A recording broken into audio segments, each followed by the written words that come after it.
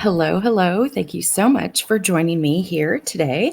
I'm excited to share with you my flavor first menu plan like a personal chef or be your own personal chef tips.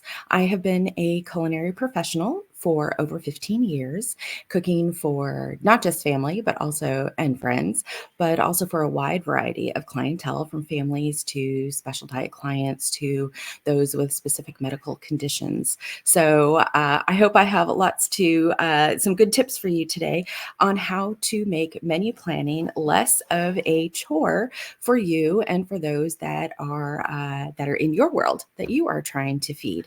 So tell me, what is your favorite food memory? How many of you have seen that movie Ratatouille? Right, the one where the critic takes the bite of the ratatouille and we see and through the screen and magic of film, right, we see him transported back to his childhood. And I don't know if it's his mom, his grandma that's made this dish for him, and just the aromas and the flavors just take him back, right? So drop below for me, what is your favorite food memory? Because I'll tell you mine. One of my favorites is my grandma's spaghetti. Delicious, homemade, comforting. When we would drive from San Antonio to New Orleans for the holidays, for Thanksgiving, Christmas, not really Easter, that was a quick one, but we would drive. It's a 12-hour drive. So we would drive all afternoon, all evening. And no matter how late we got in, grandma always had a pot of her homemade spaghetti sauce and meat in the crock pot for us. And it would just be the most welcoming thing when we would open the door to grandma's house. The smell of spaghetti would welcome us as well as grandma and grandpa. Grandpa was usually in bed. But flavors, aromas, tastes, textures, those can all take us back, right? And they all also bring us together around the table together. That's one of the things we love about the holidays, I think, is that all of these celebrations involve special foods, special memories, and then all of those times are connected, right? And we remember how well we are connected and how much we enjoy each other. So, favorite food memories. Now, that's going to be actually the starting point for menu planning. What are your favorite flavors, aromas, textures, preferences? And I know it's kind of turning on its head how we think of menu planning for the home, but I promise you, if you put flavor first, not only are you going to save yourself time and money because you'll be cooking things that you enjoy, the people that you feed enjoy, and they're going to eat it, so you won't have extras hanging around, right? But it will also bring back the joy that you find, or hopefully will find, in menu planning, in dining at home, in each other's company, and take the stress out of the daily meals. Right, holidays come around or summers come around, and I know as a mom it gets a little tedious, right? Because you're eating breakfast, and then there's lunch, and then there's dinner, and then there's snack time in between, and then there's before bed, somebody needs something, and you just feel like you're on this, constant carousel of or hamster wheel of feeding people. But menu planning can take that stress out of it for you so that you can enjoy the people around you. You can enjoy food again and definitely reclaim time and budget. So here we go. So tell me below, who are you feeding? Are you feeding yourself? Are you feeding you and your spouse? Do you have a family? Are you on the go? Because all of those things will play into the types of meals that you will want to put together for yourself after we go through the process of seeing your favorite flavors and your favorite foods themselves. Okay, so tell me below, who are you feeding? And I'm going to take you through my pretty much 5 questions, my 5 questions that I go through with clients when we meet for our first consult and go through their culinary and dietary preferences. Now, I am also a certified nutrition coach, so I can also provide nutrition specific menus. So I can put in macros, I can put in all those kinds of requirements or top ends that you might want to meet, or I can simply plan for, family favorite kinds of meals. So here we go. The very first question in determining what your favorites are is tell me where your favorite restaurants. What are your favorite restaurants? So you can drop some of those below. But if you're taking notes, this is the first question on the questionnaire. Name 3 of your favorite restaurants. So are these comfort foods? So what I'll be looking for as a personal chef are these fine dining establishments, and there might be some. Are these more comfort food places? Are they ethnic? All of these are clues to the flavors that you enjoy on a regular basis.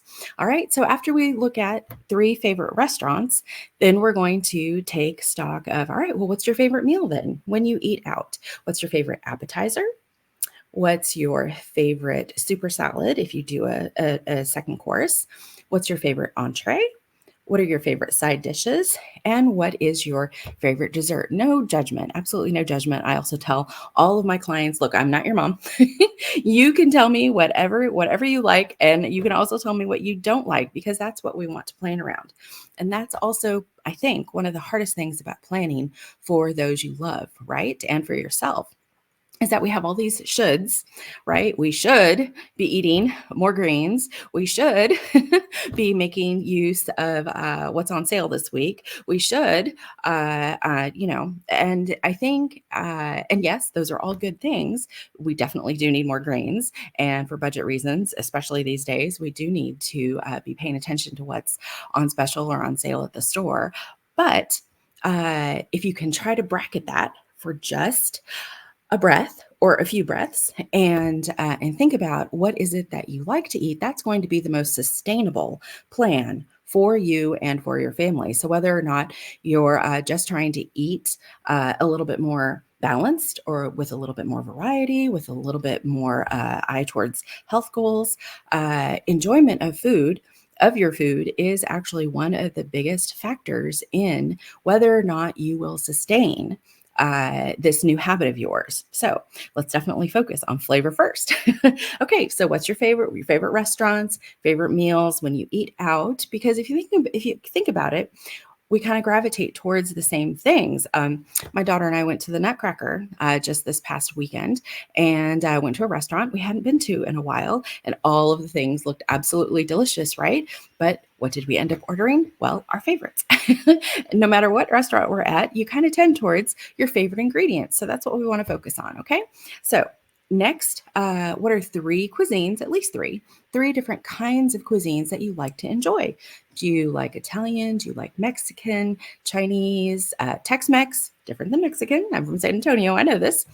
Do you like Thai food? Do you like Japanese? Do you like Spanish, French, Russian, even Mediterranean, Middle Eastern? So at least 3, identify at least 3. And then you can also write down ones that you may want to explore or want to enjoy. But I always recommend, when you're starting this kind of menu planning, that you start with what you know and what you know you enjoy. That way, your the probability of success is higher, right? Not only will you enjoy it more, but those that you are preparing for will also enjoy it. So after, let's see, 3 cuisines, and then you want to list, what are your 3 top favorite meals that you already enjoy at home? The ones, the ones, the ones that you find yourself making over and over again, that are on request. Because as I've discovered, while I may enjoy making several different versions of, say, spaghetti and meatballs, my family does not. So what are those meals that you find yourself making once a week, a couple times a month, on a regular basis? Okay, because all of those will give you a clue as to what your flavor palette is.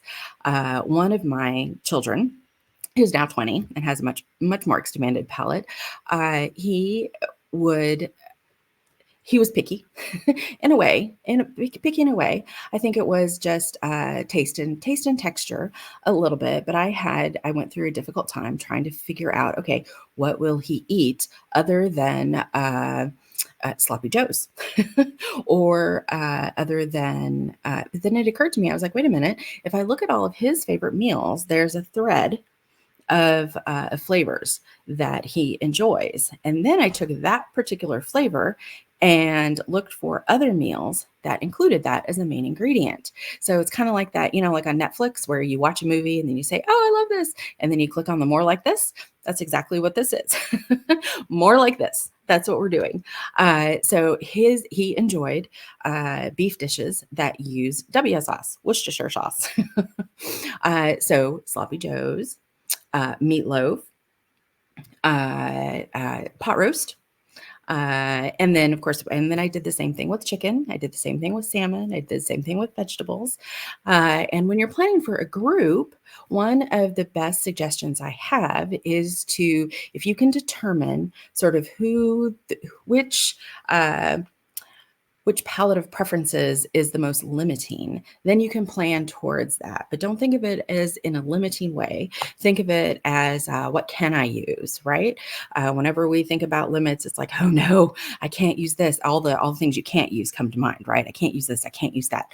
Try to refocus on everything that you can use, and Google search those. I mean, it's amazing these days the recipe resources that we have online, and you can search specific ingredients, and it will show you. You'll have all kinds of food blogs that come up, all kinds of recipes to look through. Okay, so what are your top 3 favorite meals at home? All right, so we're going to name our restaurants, we're going to name our favorite meals, our favorite cuisines, and our favorite meals at home. That's our starting point. All right, and then, do you have any dietary concerns, any requirements, any goals? This would be sort of the first, okay, so we've got the broader picture of what is it that you enjoy, or the group of people that you're feeding, what do they enjoy? And then we're going to start to narrow it a little bit, but don't get worried. We're just going to put some parameters. All right, are you trying to lose weight? Are you trying to eat more balanced? Do you have any kind of medical condition that needs to, that takes out ingredients or means you need more of something in your diet? This is the section where you want to note all of that. Okay. So, and after we do that, then we're going to look at specific food ingredients. Okay, so how many of you, let me know below, how many of you are planning around specific diets? I know these days, I think one of my first personal chef clients, I actually had a mixed family.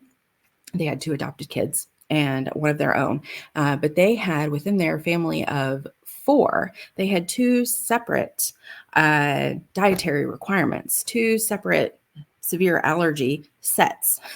So I did one service for 2 of them and another service for the other half of the family, and then had to, vacuum seal everything so that nothing touched in the fridge. It was a little overwhelming as a new personal chef, but I did get to know allergens very well, and menu planning with those kinds of restrictions. So let me know, are you planning for gluten-free, celiac, sensitivities, any particular ingredients? I know some people are allergic to things like strawberries, avocados, even, parsley, cilantro, or anything that, is medically or even a personal requirement that you would prefer to stay away from. Are you trying to be dairy-free? Are you trying to be, low carb? So that's where you want to note that sort of, this sort of, not guideline. We're going to call it a guideline, not a restriction. Okay, a guideline. So then we're going to go through all the different food categories, okay, or ingredient categories, and list your favorites, what you definitely want to see, and what you never want to see. And the first category is vegetables. So tell me below a vegetable that you will always eat and a vegetable that you never want to see on your plate. All right. So that's the first question. List all the vegetables. And actually, on my full questionnaire for clients, I go by color: red, yellow, green, orange, because sometimes, in our mind, as we go down the shopping aisle, the produce aisle, things are always very nice, especially if you go to, a store like Whole Foods. It's always very aesthetically pleasing and arranged in all of the different rainbow of colors. Okay, so list 6 vegetables at least that you enjoy, or those that you are feeding enjoy. Okay, and next, then we're going to look at our macros first, right? Okay, so what is your protein preference in general? What is your protein preference? So if you're for a chicken dish, do you prefer chicken breast? Do you prefer dark meat, on the bone, off the bone, that sort of thing? Do you never want to see pork? If you do you prefer pork chops? Do you want the pork tenderloin? Are you looking for all the lean options? Do you not mind a little bit of streaking in there? For beef, do the same for beef, for fish, seafood. This is, or are you looking for meat alternatives? Do you want to use? There's so many good alternatives now that we can use. Are you looking for tofu? Are you looking for, any of the impossible meats? That's where you want to note this so we know exactly what we're planning with. Okay. And then go on to grains, pastas, breads. If gluten-free, then what are some of the alternatives that you would like to see in your menu? And I tend to look at a menu, and I call it menu planning, not meal planning, because I look at it from week to week. Most of the services I design are 3 meals to 5 meals, 4 to 6 servings per meal. So a family or a couple or a single person is set up for at least a week. And now some of these meals, and if you want to think this for a week, right? So you want to think, I always think at least variety, balance, uh, so you don't get bored. I wouldn't want to get bored. And I always ask my family on, Sunday night, Monday morning, okay, what do you want to eat this week? Are we looking at chicken? Are we looking at pork? Are we looking at salmon? What haven't we had in a while? And but it took them a while to get into the habit. But thankfully now, my kids are 20 and going on 18, so they're pretty good at identifying the tastes and flavors that they like. And the advantage of this is it's not to encourage pickiness or encourage, not trying new things, because actually, if you know what you enjoy, you're more predisposed towards trying new things. You have a little bit more confidence in your dining, right? So they know what they like, and this is saving not only on time, because we're not kind of just searching the internet for all kinds of ooh, that looks good, but we're also not wasting resources. We're not wasting money. We're not having wasted groceries that hang around the refrigerator, right? Like, oh, I think we're going to use, I don't know, what's something that's kind of off the wall. Starfruit. Starfruit was on sale or looked good at the store today. We've never had that. I've seen it on a cooking show. Let's try it. Well, you don't know that you like it yet, and you're not quite sure what to use it in. So maybe even though it was on sale, it wasn't quite the best purchase, right? So, okay, so that's why we want to start with flavor first. That's going to narrow down already how we're going to plan. Okay, so favorite for grains, pastas. Do you want white, brown, wild? Are you looking for alternatives? Do you just want to skip that altogether? My dad is Filipino, and we always had a pot of rice with, no matter what the meal was, there was always a pot of rice in the rice cooker. So some of you may also have that in your family. There's always got to be something. One of the families I cooked for, the father was from Argentina, and he always wanted just the simple sliced tomatoes, onion, and was there a cucumber? I think it was just tomato and onions, sliced tomatoes and onions. Went with everything. So that was just one of the side dishes that I prepared every week, or garnishes to go with their meals. All right. Last category is dairy and fats. Okay. So what are your preferences with dairy and fats? Are you looking towards alternatives for health or personal or medical reasons? Or this is where you want to know, non-fat, skim, 2% whole. What kind of eggs are you using? Do you want to use the whole eggs, just the egg whites, yolks only? I can't think of too many dishes other than like sabayon that would do yolks only. Or if you're doing an egg wash, I guess that could be the case. What kind of oils do you want to use on a regular basis? Olive oil, butter, coconut oil. Those are all popular preferences right now, staying away from the seed oils, right? Sesame oil is great for Asian dishes, just for top dressing, or even to add, but it's very strong, so you only want to add a little bit.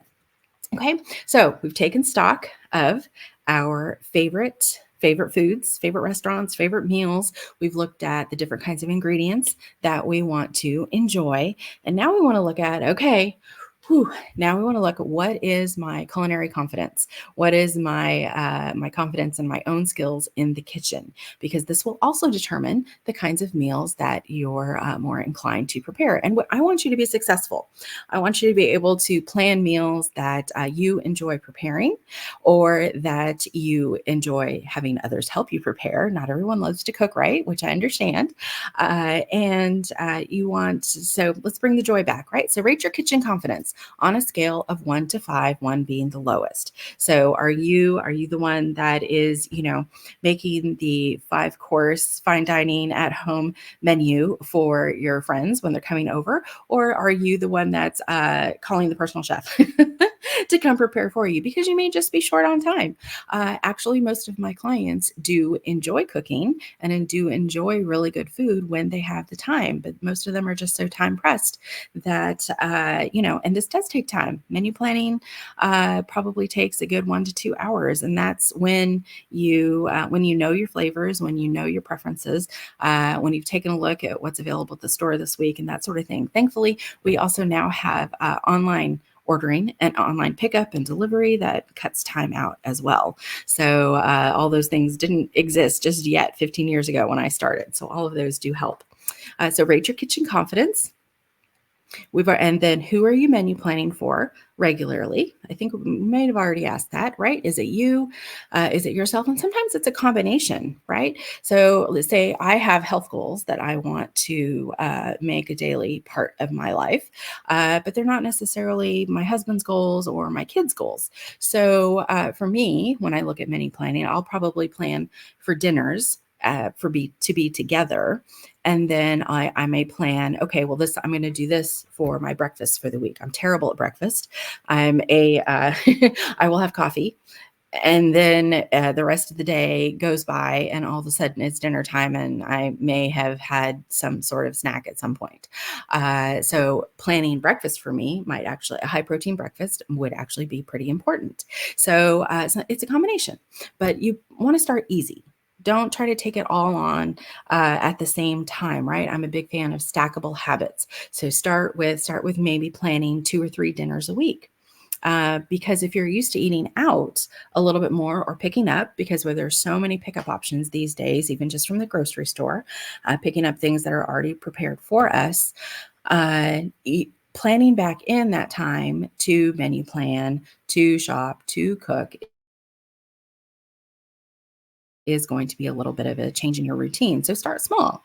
We want to set SMART goals, right? We want them to be measurable. We want them to be achievable. You want you to be successful so that it brings back the joy. Okay. So, menu planning, who are you menu planning for on a regular basis? What is your desired meal prep? That's what this next question is, right? So tell me below, are you looking mainly for make ahead? Are you looking for things that you can quickly cook in 15 to 20 minutes, sort of on the spot, a la minute, as we say? Or are you looking, are you trying to eat in between activities in the evening? We're all at a different time of life, right? When I had little tiny kids that were under 5, that was a little different from having 2 teenagers that now, eat dinner at 11 o'clock at night, if that's, if I let them. Okay. Or need a snack before bed, a hefty snack before bedtime that late at night. Okay.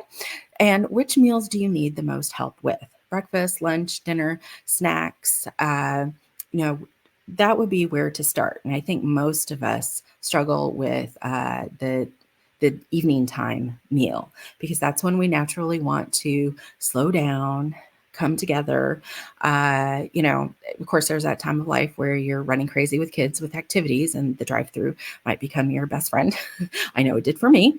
But I also made sure 2, 3 times a week we had, a meal at home. So I could say, okay, no, we've got food at home. We've got food at home, and I know you like it. And it'll just take me a minute or two to pop it into the microwave, and then you can enjoy it while you get changed, right? So, and which meals do you want the most help with? Okay, and that's it. That's it. So we took a little bit longer here to go through the questionnaire just because it was the first time, but you could probably sit down and answer most of those questions in less than 5 minutes. And then from there, the next step is to, maybe Google what some of those ingredients, right? That's the starting point. So you want to layer your menu planning. Okay, here are the vegetables I want to see this week.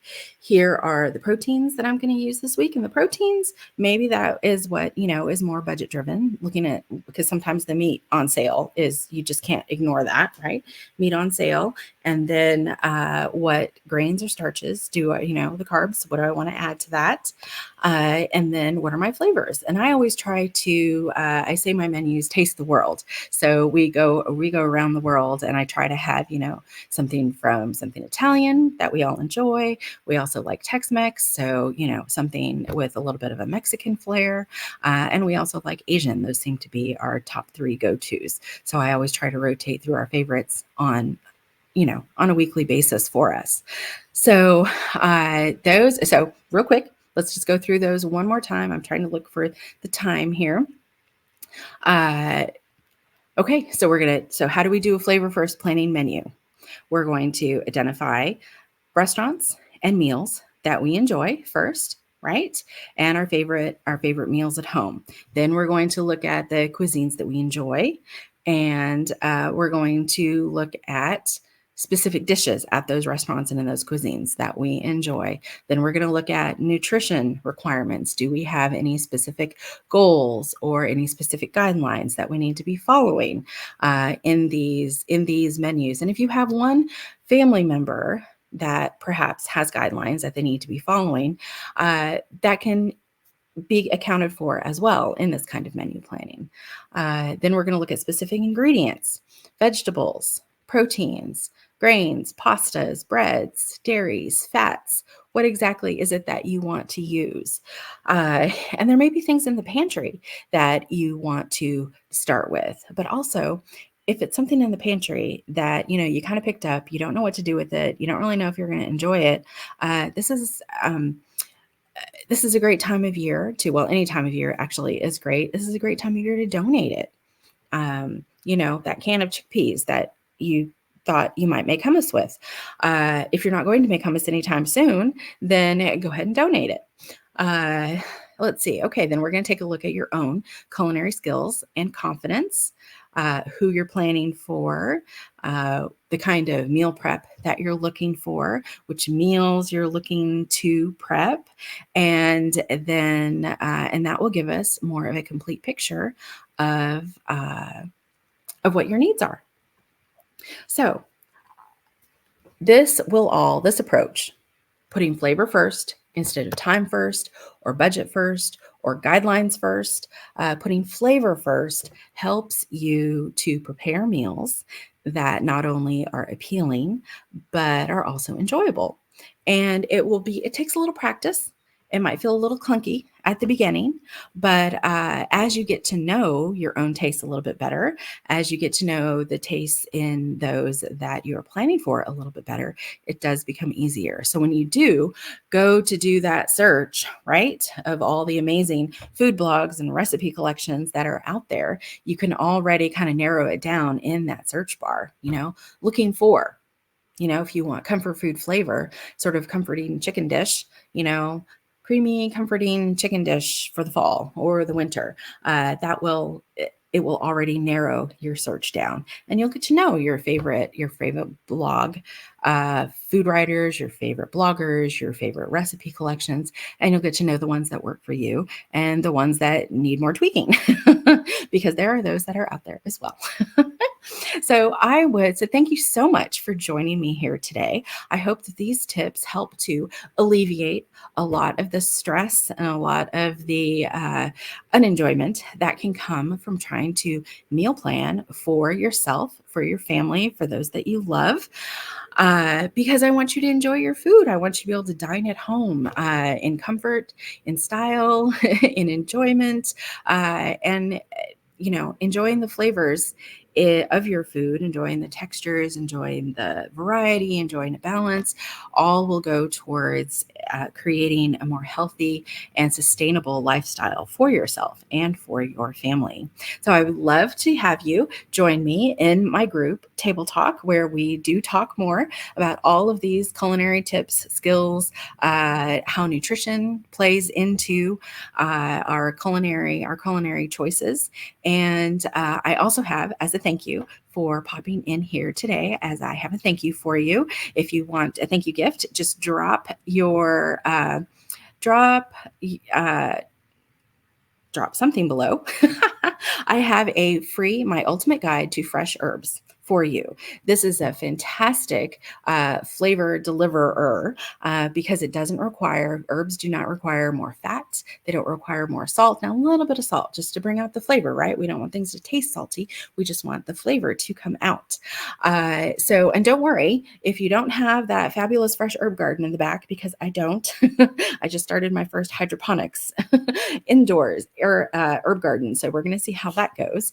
If you can use dried as well, and all of those tips are in this guide, as well as some recipes that use these fresh herbs. I'm always throwing those on top just for that extra pop of flavor and aroma when you first lift the lid of the container or when you warm the meal, because all of those indicators will help us to increase the appetite and help us to enjoy our food a little bit more. And if we're enjoying food, we're enjoying life, right? So thank you so much for joining me today. And I will drop the link below for you to grab that ultimate guide to fresh herbs. But you can also use dried herbs just a little bit less than the fresh. So even if you have just dried herbs in the cabinet, please do grab the guide. All right. Thank you so much again. And let's get cooking.